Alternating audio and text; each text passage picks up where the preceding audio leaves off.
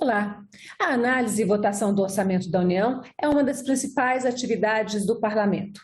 O Poder Executivo elabora a proposta inicial e negocia com o Poder Legislativo a forma final da destinação dos recursos públicos. A introdução de um teto para as despesas e investimentos em 2016 e a pandemia de Covid-19 explicitaram os desafios do gerenciamento dos recursos públicos. A busca de verbas para financiar o programa Auxílio Brasil, que o governo criou para substituir o Bolsa Família, é um deles. A proposta de orçamento de 2022 do Ministério da Fazenda não prevê verbas para ampliar o programa, como o governo pretende. Por isso, foi apresentada a PEC dos precatórios. Agora, a tramitação do orçamento está ligada à da PEC dos precatórios, que foi aprovada dia 9 na Câmara dos Deputados e já está no Senado. Para nos explicar um pouco como se dá essa ligação e como está a proposta orçamentária, eu converso com o consultor do orçamento do Senado, Vinícius Amaral, que este ano coordena o assessoramento parlamentar ao projeto do orçamento pelo Senado.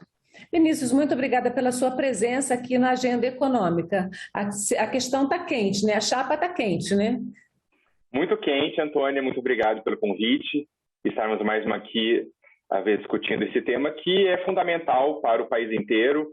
O bem-estar, a saúde, o emprego, a renda, a economia como todo o país depende muito de como sairá essa proposta orçamentária deste ano. Eu queria que você nos falasse um pouquinho sobre essa questão, para a gente começar bem do comecinho, do orçamento de 2022, que a gente sabe é que ele traz redução de recursos em relação ao orçamento do ano passado, e se a gente analisar um pouquinho mais a partir do estudo que vocês fazem sempre, traz uma redução de recursos em praticamente todas as áreas, se comparado até com 2018, não é isso? É isso mesmo, Antônia. A proposta de orçamento de 2022, que veio agora no dia 31 de agosto, ela tem diversas defasagens e questões muito complexas que vão ter que ser resolvidas agora na sua tramitação. Por exemplo, uma delas é que veio uma defasagem muito grande em diversas despesas obrigatórias que são vinculadas à inflação. Isso porque o governo, quando elaborou a proposta de orçamento lá em agosto, ele usou uma projeção de inflação para este ano que acabou se mostrando defasada, porque as expectativas de inflação estão crescendo.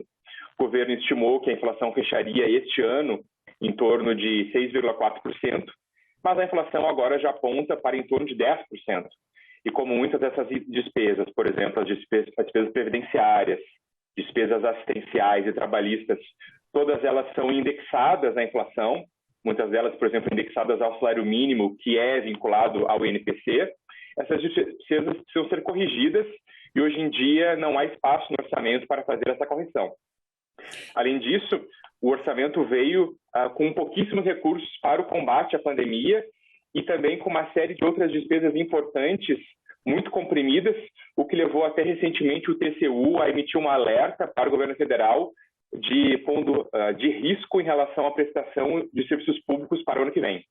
Vinícius, eu vou aproveitar, a gente transformou num gráfico aí o trabalho de vocês, a elaboração de comparativos que a consultoria de orçamento do Senado prepara, a consultoria da Câmara também. Eu vou pedir à Bruna, nossa diretora de gravação, que coloque no ar para a gente, até para você comentar um pouquinho, pode ampliar a tela, Bruna, por gentileza, de forma que a gente possa, quem está nos assistindo também possa ver um pouco melhor, para você nos explicar um pouco essas linhas aí todas, Vinícius, que mostram, a gente tem como ponto de partida o orçamento de 2018, né, que é essa base aí, essa base 100, que como vocês economistas e que fazem os cálculos usam, então a base é 2018 e a gente pode perceber uma redução aí em praticamente todos as destinações de recursos ao longo do tempo. A única exceção parece ser educação e as despesas discricionárias correntes. Explica um pouquinho isso aí para a gente.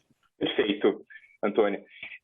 Esse que é um gráfico comparativo, né? É como se fosse um gráfico percentual. Então, ele toma essa base 100, ou seja, vamos partir dos recursos que haviam para cada uma dessas áreas em 2018 e ver como eles evoluíram percentualmente nos últimos anos, sempre comparando os projetos de lei orçamentária. Depois, durante a execução do orçamento, alguns desses gastos acabam sendo expendidos. Por exemplo, na pandemia houve expansão de gastos na saúde, por exemplo, mas aqui estamos comparando sempre os projetos de lei orçamentária. Então, por exemplo, vamos começar com a última linha ali, a linha de investimentos. Tá? A gente vê que os investimentos eles estão praticamente acabando no orçamento federal, né? Ou seja, tomando a base 100 o projeto de orçamento de 2018, a gente vê que hoje, para 2022, ela está numa base 70. O que significa isso? Quer dizer que houve uma perda real de 30% no montante de investimentos, ou seja, o que está previsto no orçamento para 2022 é apenas 70% do que estava previsto lá na proposta orçamentária de 2018. Ou seja, inclusive, isso faz com que, neste ano, os investimentos, a proposta orçamentária de 2022, ela tem o menor nível de investimentos da história, da série histórica para o governo federal. Ou seja, sem investimento, não há crescimento, Antônia. Traduzindo esse investimento, Vinícius, traduzindo esse investimento aí, o que isso significa? O que a gente, como cidadão, pode ver como resultado desse investimento? É estrada, é saneamento, o que é isso? Exatamente. Estrada, saneamento, construções em geral, infraestrutura. Então, por exemplo, hoje em dia, o investimento ele já tem sido insuficiente sequer para manter o estoque da infraestrutura existente. Porque acontece? A infraestrutura ela se deprecia ao longo do tempo, né? A estrada precisa de manutenção para continuar sendo operável. Quando o investimento fica muito baixo, sequer a infraestrutura existente consegue ser mantida. E nós estamos já em torno há uns 7 anos no Brasil nessa situação. O investimento é tão baixo, o investimento público é tão baixo, que ele não consegue sequer manter o nível, a infraestrutura já existente. E com isso a infraestrutura vai se depreciando, isso significa estrada em piores condições de rodagem, o que no final acaba aumentando os custos para toda a sociedade.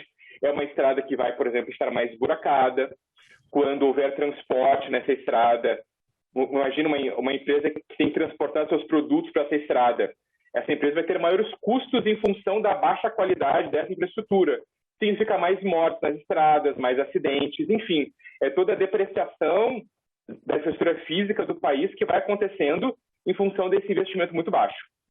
Vamos, então, para os outros setores. A gente tem aqui, vamos pegar, então, de baixo para cima. A gente tem aqui essas despesas discricionárias correntes. O que significa isso aqui? Isso. Que elas caíram bastante e agora tiveram um leve aumento nesse orçamento de 2022 comparado com 2021.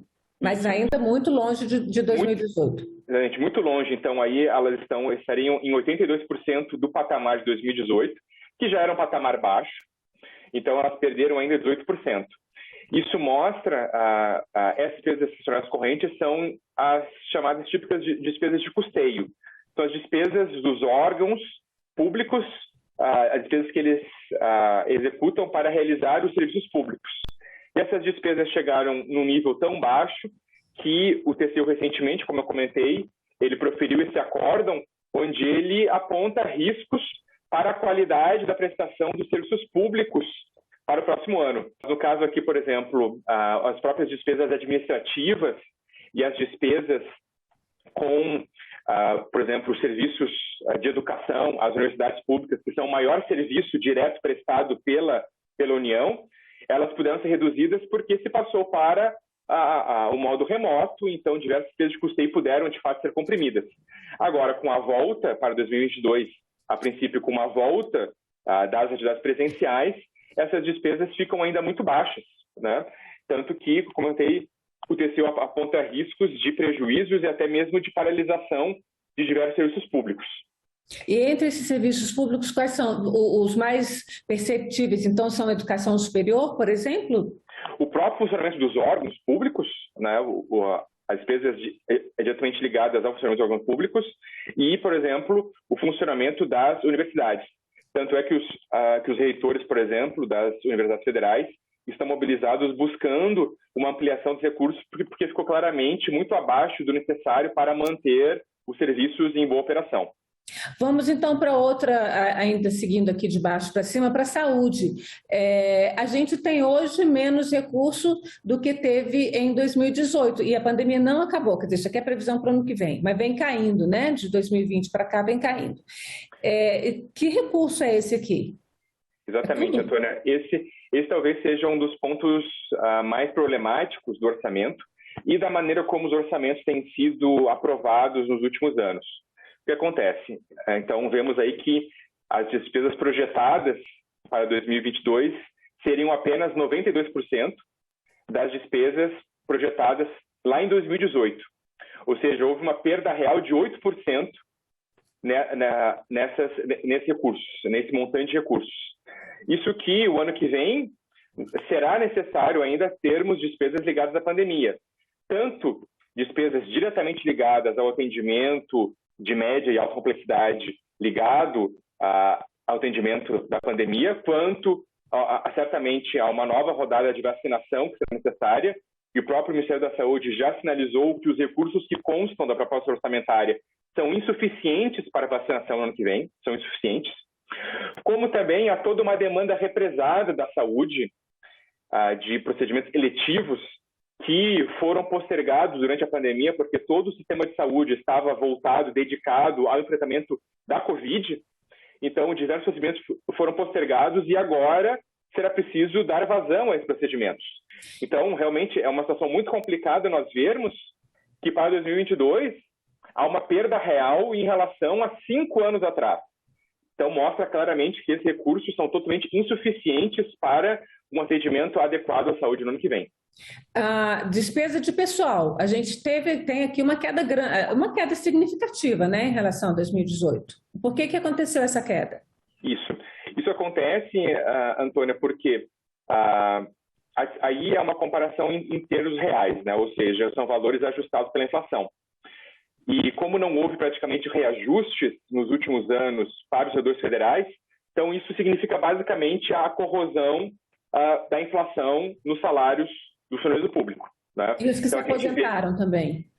Sim, claro. Mas aí o gasto pessoal não muda quando a pessoa se aposenta, né? Ela apenas deixa de ser ativo e passa a ser aposentado, e isso não muda o gasto. Então a gente vê que, quando a gente olha ali, a gente vê que em 2018 primeiro houve um pequeno aumento na despesa de pessoal. Por quê? Porque houve uma série de reajustes aprovados em 2016, 2017, foram sendo parcelados em vários anos, e a última parcela desses reajustes foi em 2019. Então, por isso que em 2019 ainda existe pequeno aumento. Mas de lá para cá não houve mais aumentos, houve aumento dos militares em 2020, mas no agregado geral, como não houve aumentos para as demais categorias, a gente vai vendo aí que vai havendo uma perda inflacionária. Isso basicamente mostra que hoje, em termos reais, as despesas de pessoal são menores do que eram há 5 anos atrás. Despesas primárias, transferências líquidas, o que é isso aí, Vinícius? Isso é o agregado geral das despesas primárias, que são as despesas todas que não são ligadas à dívida, né? E aí tudo isso que a gente está falando, então. Todos esses itens e todos os outros que não estão aqui explicitados estão agregados aí. Então, de forma geral, a gente pode dizer que as despesas gerais do governo caíram 3%, né? Em relação a 2018. E claro, só que aí a gente tem, digamos, um falso, né? É uma questão que não está explicitada, que é a mesma questão das despesas previdenciárias, que é o seguinte: como que a despesa previdenciária cai? Porque a despesa previdenciária ela tende sempre a ter um aumento real no agregado. Por quê? Porque o estoque de benefícios ele é reajustado pela inflação, né? Pela Constituição ele é reajustado pela inflação, e ainda você tem sempre novas concessões de benefícios, novas pessoas que se aposentam, novas licenças, novos auxílios. Então, existe um aumento vegetativo dessa base. O que acontece aí, isso mostra que essas despesas estão subestimadas, é justamente aquilo que eu falei antes, em função da diferença dos índices de inflação, há uma subestimativa. Então, essa queda aí, no caso da Previdência, ela não vai se realizar na verdade. Isso mostra que está subestimado. Será que a gente não foi feito um estudo ainda, mas a gente não tem aqui uma quantidade muito grande de pessoas que eram beneficiários do RGPS e que morreram na pandemia, porque a maior parte dos mortos foram pessoas acima de 60 anos, né? Claro, existe efeito, mas aí ex-aposentados deixam pensão também, né? Deixam pensão. E aí nós temos, claro, veja que é interessante que aquela curva do RGPS, ela sobe de 2018, primeiro ela sobe até 2020, depois ela estabiliza e até cai um pouco. Essa queda agora, como eu falei antes, ela é artificial, ela é porque a despesa está subestimada porque o parâmetro de inflação usado está defasado. Entendi. Mas essa mudança de que ela primeiro vinha subindo em termos reais, depois estabiliza, isso é efeito da reforma da Previdência. Ou seja, a reforma da Previdência, existe uma tendência maior de aumento real, e aí a reforma da Previdência ela estabiliza esse aumento. Tanto é que, por exemplo, as novas concessões de pensão por morte, elas já são feitas com a regra nova, porque não houve regra de transição, foi uma aplicação imediata, e já são concessões num valor bem mais baixo. Então, isso tem uma tendência, então, a fazer com que essa variável do RGPS, ela, não digo que ela vai cair em termos reais, mas ela tende mais à estabilidade agora para os próximos anos. Educação, você falou no começo que teve uma queda de recursos, mas a gente vê aqui um pequeno aumento em relação a 2021. Exatamente. E aí é interessante porque a gente já entra na questão do teto de gastos.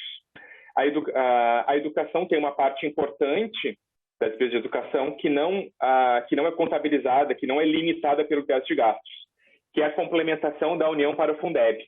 Quando foi aprovada a PEC do Fundeb, foi estabelecido um calendário de incremento progressivo da complementação que a União faz ao Fundeb.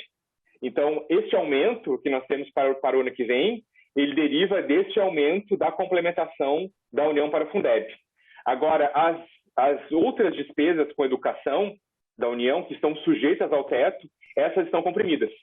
Então, aí, claro, esse aumento do Fundeb ele foi expressivo, então por isso que no agregado ainda a educação ela cresce um pouco, mas se nós subdividirmos isso, separarmos o que é Fundeb e o que são outras despesas, a despesa da educação que está sob o teto, ela está mais comprimida. Então, vamos entrar agora nessa questão da PEC dos precatórios, que ela está aparecendo um pouco aí como uma grande tábua de salvação para se aumentar essa possibilidade de recursos para investimentos.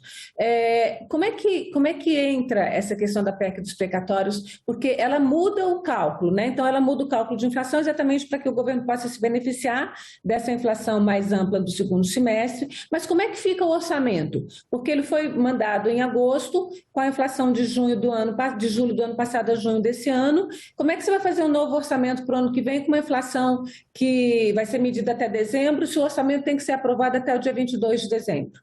Claro.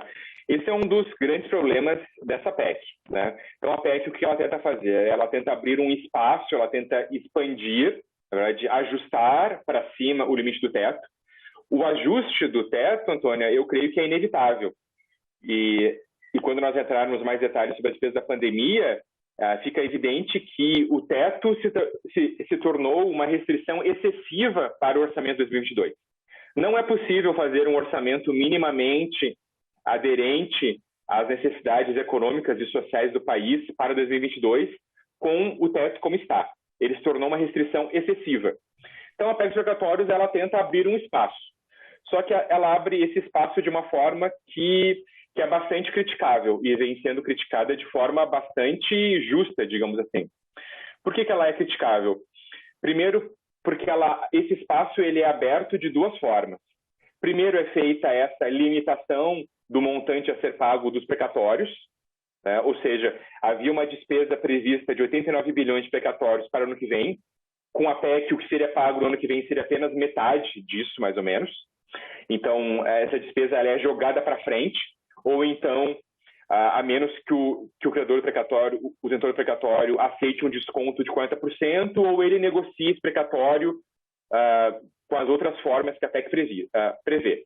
Mas, ou seja, o que vai ser pago dentro do teto é apenas em torno de metade do montante original.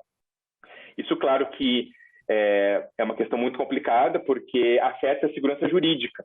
O precatório é o resultado de uma decisão judicial transitada em julgado. E quando